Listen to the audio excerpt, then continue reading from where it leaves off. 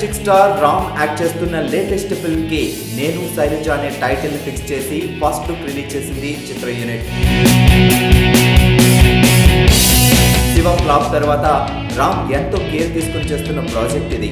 కిషోర్ తిరుమల దర్శకత్వంలో Ram home banner Sravanthi movies లో శ్రవంతి రవికిషోర్ ఈ మూవీని ప్రొడ్యూస్ చేస్తుండగా మలయాళీ ముద్దుగుమ్మ కీర్తి సురేష్ హీరోయిన్ గా తెలుగు తెరకి పరిచయం అవుతుంది.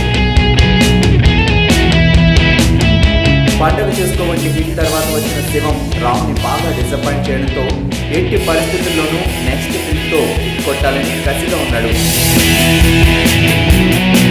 ముందుగా హరికథ అనే టైటిల్ అనుకుని కథాపరంగా నేను శైలజ అయితే బాగుంటుందని ఈ టైటిల్ ని ఫిక్స్ చేశారు. డిఎస్పీ మ్యూజిక్ కంపోజ్ చేస్తున్నాడు. తన స్టైల్ ఆఫ్ యాక్షన్ తో డాన్స్ తో ఫ్యాన్స్ ని ఆడియన్స్ ని ఎంటర్టైన్ చేసే రామ్ నేను శైలజతో హిట్ కొడతాడో లేదో చూడాలి. త్వరలో ఆడియో రిలీజ్ చేసి జనవరి 1న మూవీ రిలీజ్ చేసే ప్లాన్ లో ఉంది చిత్ర యూనిట్.